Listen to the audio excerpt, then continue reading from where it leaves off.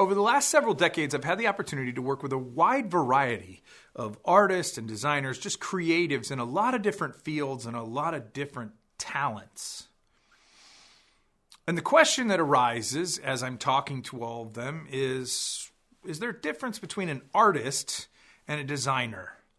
Now, I know this is a huge debate online and there's a lot of people who have different opinions. So I just want to flesh out how I see the difference between an artist and a designer in terms of their thinking.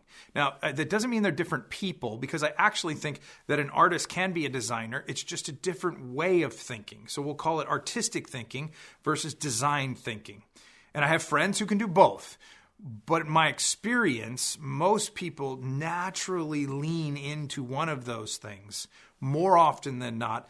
And the other is more of an exploration and a thing that they play with or as a hobby, just to kind of figure out, well, what would that look like? So how are they different? If artists and designers are different, they're different in my mind in three ways. The first is that they're different in their goals. An artist is actually trying to create an expression of an idea of what's going on inside themselves. They're trying to show the world what they see and hear, and so that they can explain it and express it really to the people around them. A designer, on the other hand, is actually trying to solve a problem. They may be trying to make something beautiful. They may be trying to make something that's really well created. But ultimately, the outcome that they're after is a design solution. That's because they also are thinking in terms of different roles. Those goals that they're after mean that they take on roles that are very different from one another.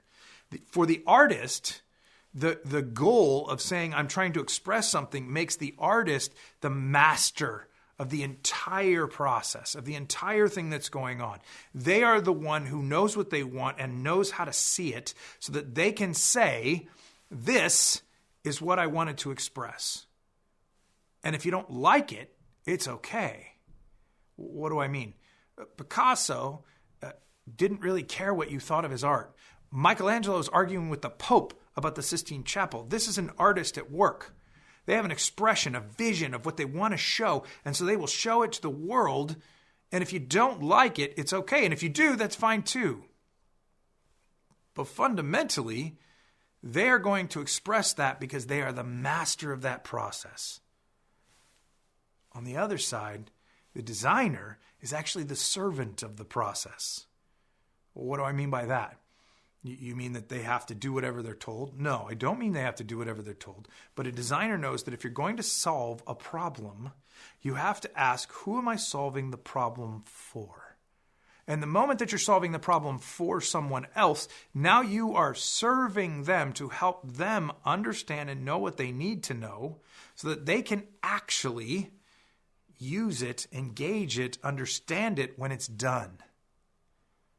Finally, I actually think that artists and designers have different processes. And when we try and make them all one process, we wind up frustrating both of them. Because they have different goals and because they have different roles to get there, they actually have different processes. So I think the artist tends to try to experience things first and then explore them and then finally express what those things mean. Whereas the designer is actually trying to discover what the problem is and understand it better, so that they can define that and then begin defining the solution, so that they can develop the solution and then deliver it to the people who have asked for it or need it. They do, however, share some things in common. They share imagination, both of them incredibly high imagination, the capacity to have vision and see things that are not there, to develop creative outcomes and solutions that people haven't thought of before. Fantastic. Both of them can do that. They share tools. Some of them use computers, and some of them use notebooks and pencils, and some of them use paint.